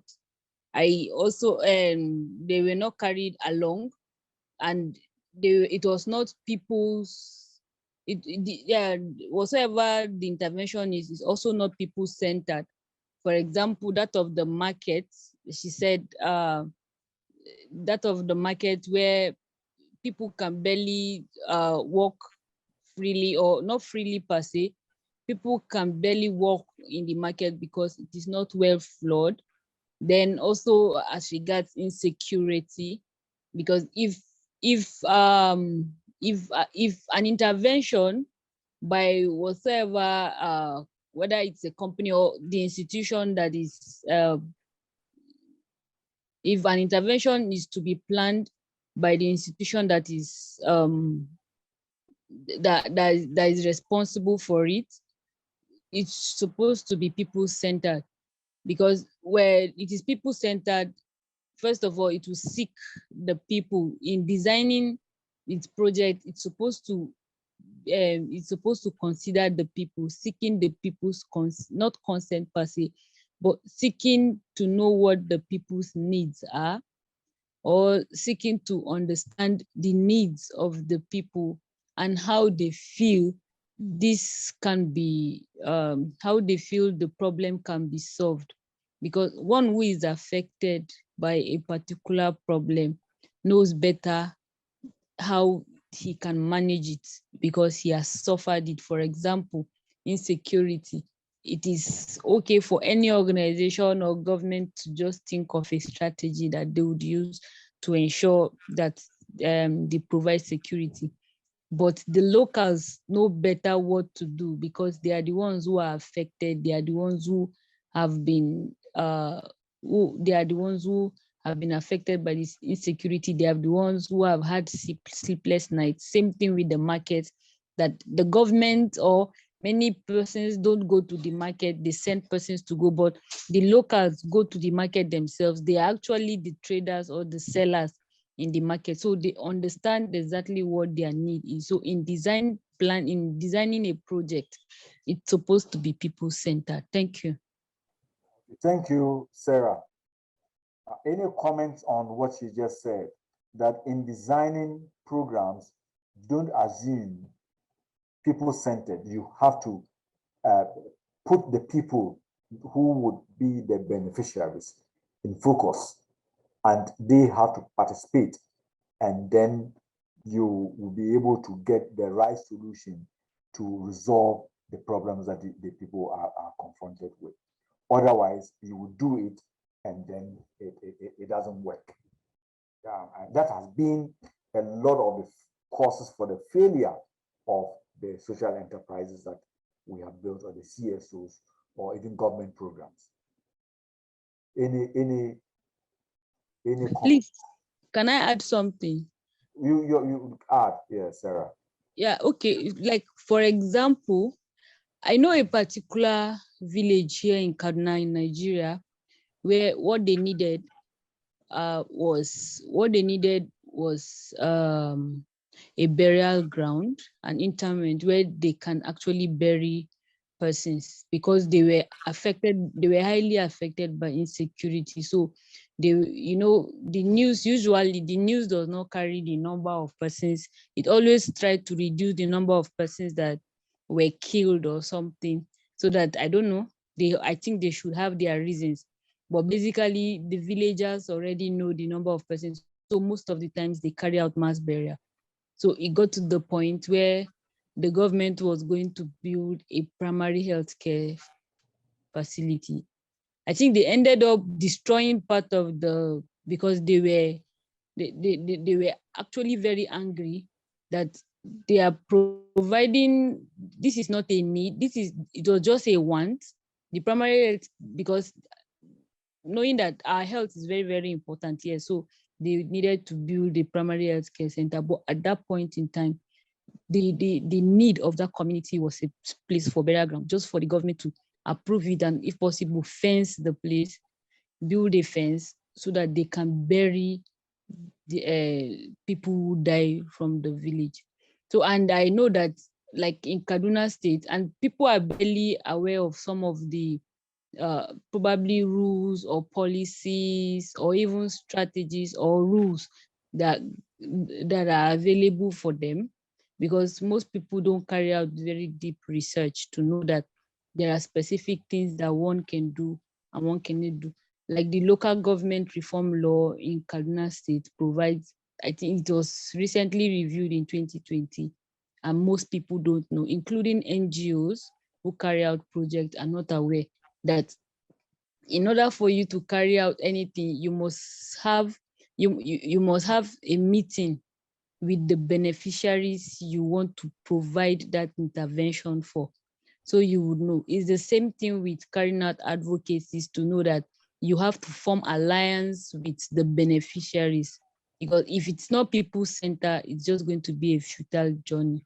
Like, at the end of it, you can only celebrate that whatever that has been done or strategy that has been done is successful, but it has not actually served the beneficiaries you actually came out to work for. Thank you, Sarah. You've given a very good example also, that if we don't do things with people in mind, with the beneficiaries in mind, we would spend tons of money, and then the whatever intervention that we are carrying out, we would end up seeing it as a failure. Any questions? So we've done all that, and then we are all now taking our coffee and implementing the program, so that then Isabella can go to her market and sell, because we did the right consultation. Serious people would not destroy what they did for them because they've done the proper consultation. And in Cameroon, we will not go into the middle of nowhere and do things that nobody really patronizes. So there are all these things, and that should guide us as leaders, that the way we implement programs. Any questions? No, for me. Any contributions?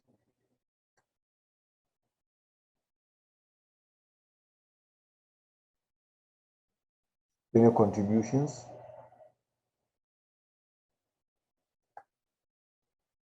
No, for now. Probably we'll just continue. Okay.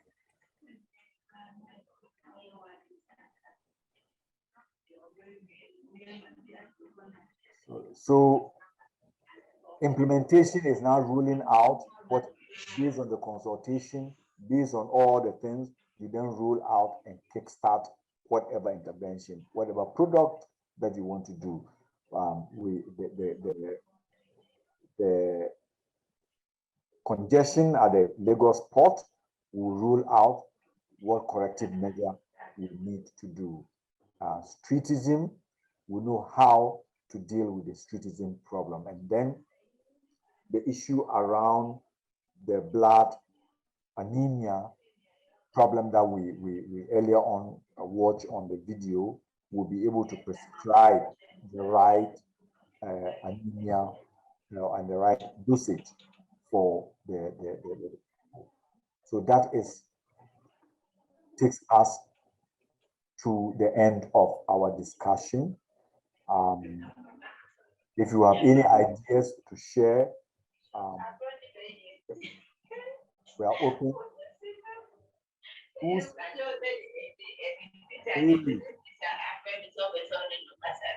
Sandra?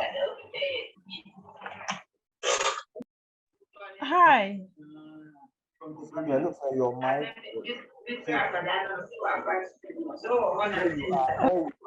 The people with the background. Oh, okay. I'm muting now. Thank you. I thought you wanted to say something. That's why the people were interrupting you. No, I was just responding to when you asked if there was any more contribution or questions. Okay. Any questions, any contributions, ideas now?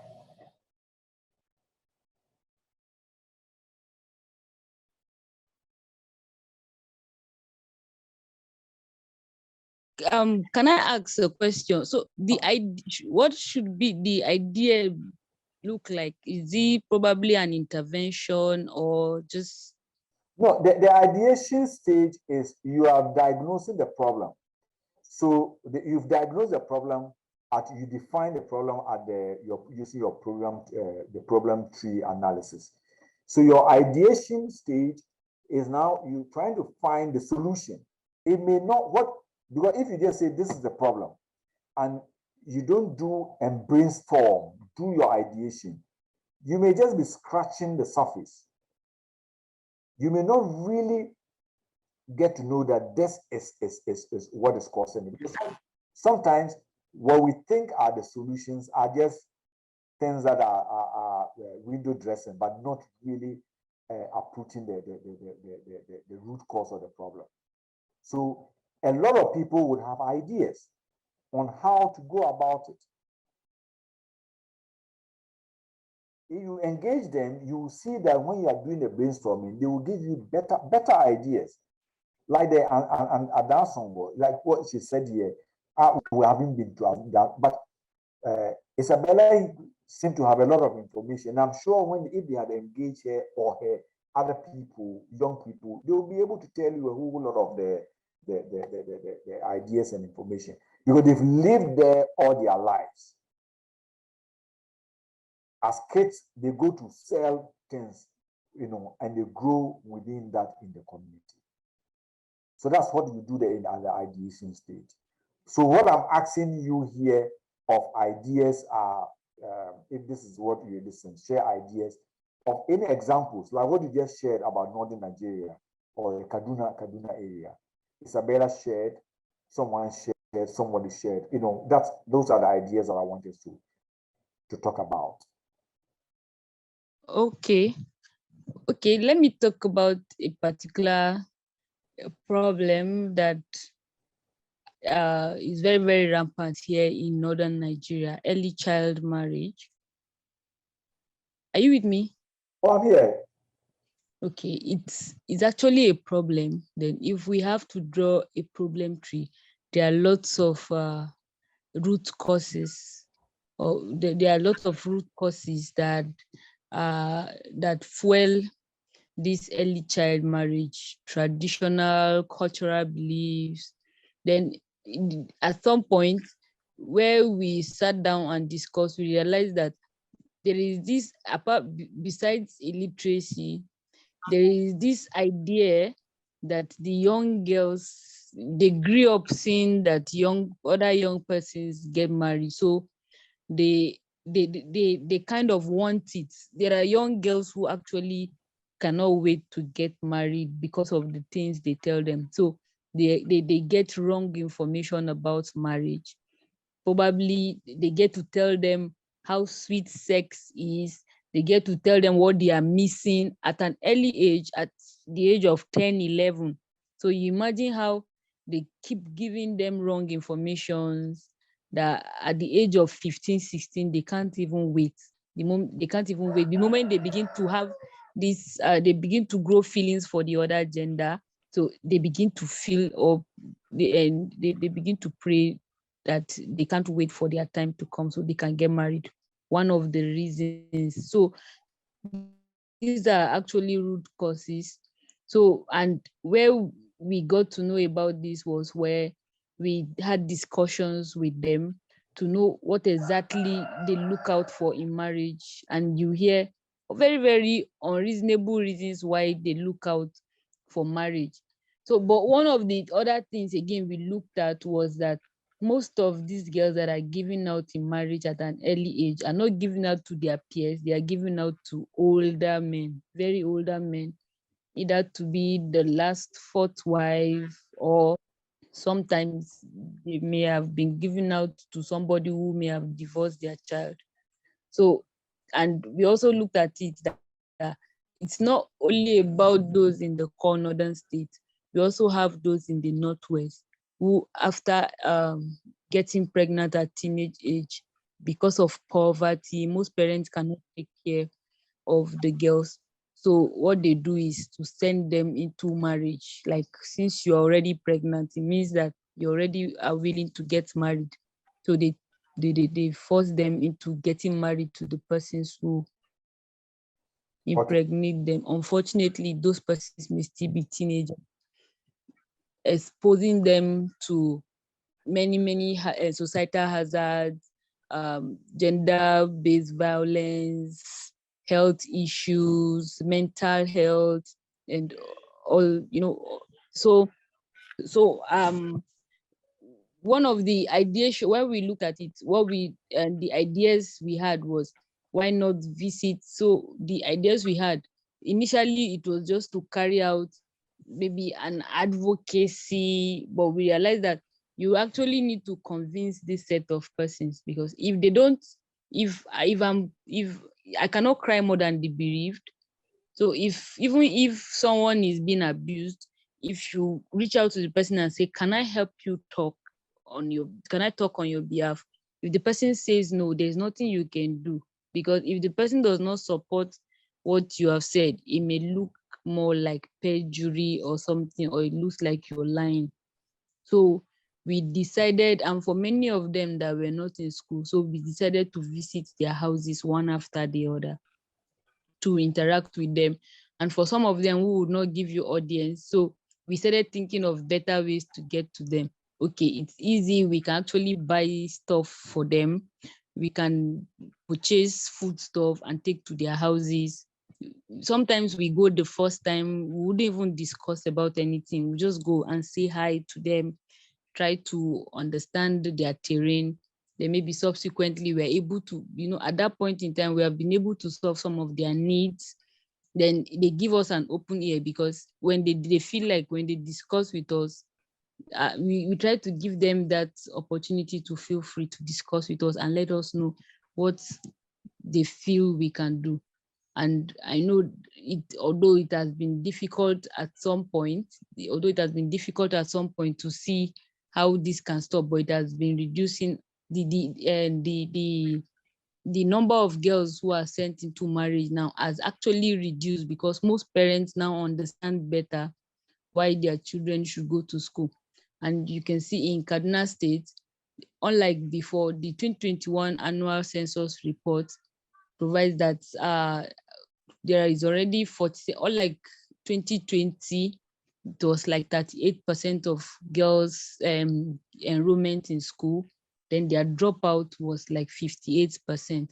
But now we have enrollments of girls, especially young girls in school, to be around 47 to 50%, and 53 to 58%. Then their dropout rate is around 43 to 47%. This means that there has been development, because the girls are now competing in school, and they're now competing in school. So now the idea to keep them in school is that we have to think of other activities that we can carry out that will entice them to seek more knowledge, that they can make informed decisions. In as much as for many of them, they cannot counter what their parents, they can't counter what the decisions of their parents, even when they want to marry them off, but they are able to speak out to one or two persons who can reach out. So because they are aware, they can speak out to their GNC persons, because we have also spoken to many traditional rulers who now understand and have interest in reducing the rate of marriage of young persons. So we try to reach out to them through them, or traditional leaders who can actually reach out to their parents and let them understand why these girls should not be sent into early marriage. Thank you. Thank you for the way you went about looking at that. I will try and then search. I have a small, I think, a 1 or 2 minute video on a similar project that was submitted by the previous cohort on child marriage in some part of West Africa. I'll check my destiny. If it's there, we can view it now. If it's not, maybe the next time we are meeting, I'll show that first before we start. Any other ideas and contributions? Okay, a similar case around the Southwest region. We have because of what is happening around us here, Southwest region of Cameroon. Actually, you are faced with internally displaced people who are from other interior villages. Maybe they are closer to the town where there's a bit of restive season or rest. When they come there, it's really not easy, because when they leave, they run away with everything. And then when they come now, they are stranded, they lack this to stay, they don't have the skills, and they don't even have something to do. So most often my organization, I think last 2 years, we had to intervene in these cases, because sometimes sometimes it gets to the point that you see most of these women, and maybe their children inclusive, they get into gender-based violence because possibly they are looking for ways to survive. And at that point now, they become vulnerable, that anyone who comes to them, maybe because of maybe a financial constraint, they accept. It's easy for them to fall into such prey.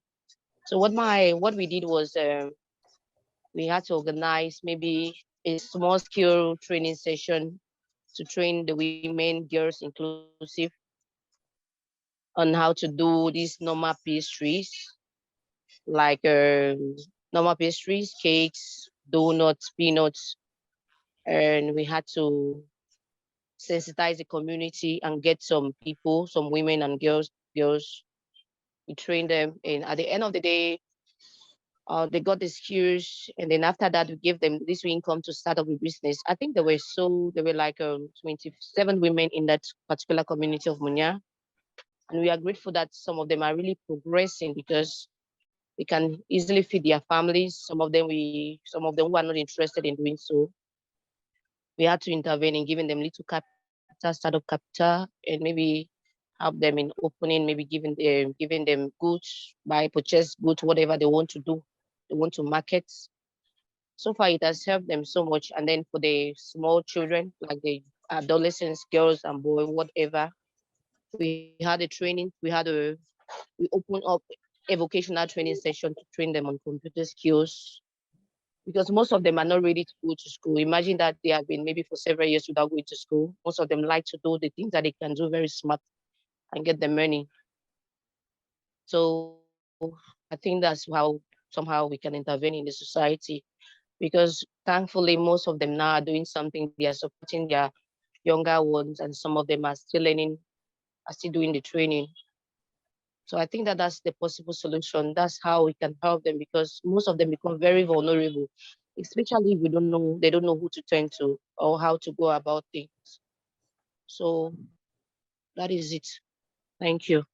Okay, thank you. So as I promised, this is the Nchima project. Nchima project is in line with what you just said. So I'll just show you the video. It's about 1 minute. Our story begins at Sabirigu, a town in the northern region of Ghana. A 7-year-old girl, Tani, has been given in marriage to a man 4 times her age. Sadly, her wish to become a neurosurgeon has been dashed for good. The practice of child marriage, matrimony before age 18, continues to affect girls and their education, health, and social life. Child brides have little say in when or whom they marry, have little influence with their husbands and in-laws, have little opportunity to develop awareness of their rights, and are in no position to claim or demand them. Girls who marry before age 18 are more likely to experience violence within marriage than girls who marry later. Girls may lack the power to negotiate safer sex and have little access to information needed to prevent pregnancy or infection. Married girls are more likely to have multiple children in shorter intervals and more likely to become disabled due to pregnancy or childbirth. We present to you how some young men and women are using leadership initiatives to bring relief to these unfortunate girls. Ladies and gentlemen, the Nchima Project. Yeah, so the Nchima project, this is what they presented, and they looked at how they can solve that. Now, if you look at it, what was it Sarah who looked at the Nigerian situation? So there were a lot of issues that they were going to use, empower through education, mentorship, alternative sources. So they diagnose it as you also diagnose that they are either not having proper information, some cases might be poverty. So they looked at it as an integrated situation and how they could end the cultural tradition and poverty that promote. So the tradition that is promoting it, how they were going to deal with it. And this is the project that they presented to resolving that situation. And I also like the way you all are on the right track looking at it. You just didn't go and prescribe and say, we've read in textbook, this is how childhood marriage comes about. But you've gone in to find out the multiple reasons why it is taking place.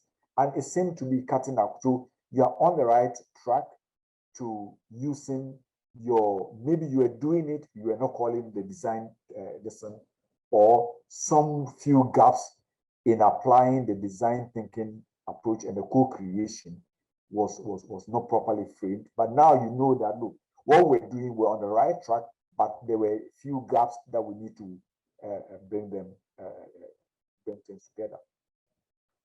So any questions, any comments? Any questions, any comments? No, for me. But how soon do we get these slides, please? I'll send them. I promised the last week that I was going to send you through the WhatsApp page, and there was a technical glitch. So that technical glitch has been resolved. I would send them before tomorrow morning. I'll send a lot of those things that I'm owing you tomorrow morning, including questions for you to do assignments, which should be presented for me to take a look and give you feedback. Because that is the whole, the joy of all these discussions and our ideas is not being able to put those ideas on paper, and then we all take a look and say, let us do it like this. So this one, for example, what I've just showed you, all the videos that I showed you were created by people who were sitting in the same place that you were sitting today. They didn't plug it, and they just brought the ideas together, and then some of you know how to use your phone. These people use their phone to create a video, and I know some of you can do. It's one of the skills that you need to be bringing, learning for that. It gives you a very good perspective, a very good presentation when you are knowing you do that. That thing, the marketing people and the business people will call it the customer persona. Who are you targeting, and why would they buy your idea? So they put a customer, they empathize and say, these are the issues that are affecting those kids. So any questions, any comments? Because we don't want to go beyond what we told ourselves we were going to do, so that you can go and continue. Those of you who are still at work, you go and continue to close. Those of you who have closed already, you take off. And then Isabella can see whether she will go and get more salt. All right, thank you very much for the session today. Okay, so Erasmus, do you have any announcements? Sorry, no, Mr. Baba. So yes. we will have the next session as planned in their schedule. Okay, so I wish you all the best, and don't continue to work hard to implement your ideas or improve the ones you're already working on. Thank you very much. Thank you very much, sir. Thank you very much, sir. Thank you. Bye. Bye. Bye. Bye, sir. Thank you.